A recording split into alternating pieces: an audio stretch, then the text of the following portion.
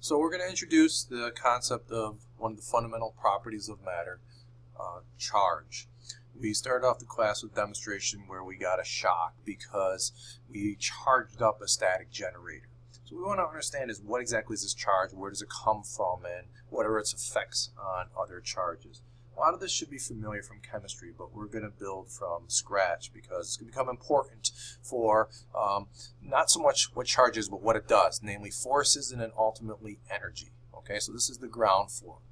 So when you charge something up, like when I peeled the tape, it became charged. When I rubbed the wands with the fur or the plastic, it became charged up. So where did they come from? Well, I didn't create them from nothing, which implies that they were already there. So if we ask, well, what are they a part of? Well, they're a part of everything. Okay? And you kind of know this from chemistry because most everything is made up of atoms, and you know that atoms have charges in them, namely the protons and electrons. Okay? And so if everything has charges in them, why don't we get shocked every time we touch something? Well, because normally all objects are electrically neutral. Okay, so most of the time you touch an object, be it a door, be it a person, a wall, the floor, you don't get a shock. Yet all the charges are there. So why doesn't statement 2 contradict statement 1? Well, again, this is building what we know in chemistry. That's because there are two types of charge in nature. And they give us exactly opposite effects. And because of those opposite effects, they almost always come in equal numbers. Now, the equal part's not obvious why that should be, but you learn that all atoms are electrically neutral. If there's 10 protons, there's going to be 10 electrons to keep it neutral. If you add 2 more electrons, you don't have an atom anymore. You have an ion that has a charge of -2. But if you leave things alone, they will almost always go to neutral, equal amounts of positive and negatives, for reasons that I'll talk about in a few minutes. Okay, so if things are electrically neutral and then they become charged, well, what happens? So what's going on when we peel tape or if we rub a balloon against something and it becomes charged? Well, if they're already there and then if something's charged, that means they have more than they did before. In other words, there's more negatives than positives or less negatives than positives. That implies that there was a transfer of charge. So in other words, what gets transferred is always the negative charges.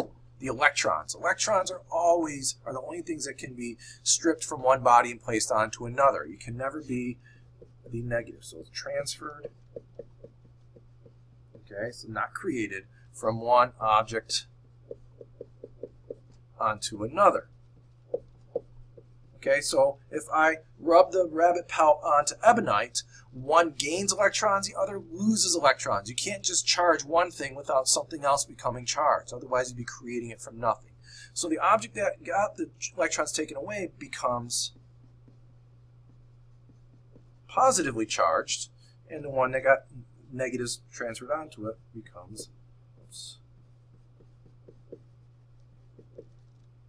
negatively charged. So we want to understand that the overall charge of the system hasn't changed, but we've added negatives to some, lost negatives to the other, which is positive. So if the overall charge of the system doesn't change, then that implies a conservation law, or the law of conservation of charge. You cannot create or destroy it. You can only shift it from one body to another. Okay, now why do we care about, or how do we know when something becomes charged? Because there's forces that we can see. We saw the tape being attracted to the finger, or the tape being repelled by one of the wands. So that force is fairly strong. We'll talk more about that in the next lesson. All right, but here's what we do know about charges, and these are based from observations we saw in class. Like charges always repel. Okay, opposite charges always attract, and you should remember that from chemistry. What is less obvious is what happens when you have a charged object, be it plus or minus, and a neutral object. Okay, they do not ignore each other. Because the neutral object has charges in them, they will respond to either one or the other charge, and you'll always respond with an attraction. Okay, or always attract. So it's this last part right here that explains why atoms always move towards neutrality. If I have an atom, let's say I have 7 protons, and surrounding it I have 6 negatives, right? That's going to be an overall positive 1 charge. Well, if there's any electron that's straying by, it's going to attract it such that they neutralize. So the neutral atoms and neutral objects is not an accident. It's because opposite charges attract, and so they're always going to keep attracting until they're equal amounts. And if you want to make them unequal amounts, you have to put in energy to the system, and that's kind of where we're going to be going next. But before we get there, we got to learn how to quantify charge. And talk about how much charge we have in a balloon or a static generator. And it's going to be different than what you learn in chemistry. We're going to talk about a new unit called a coulomb. So I'll leave that for the next tutorial.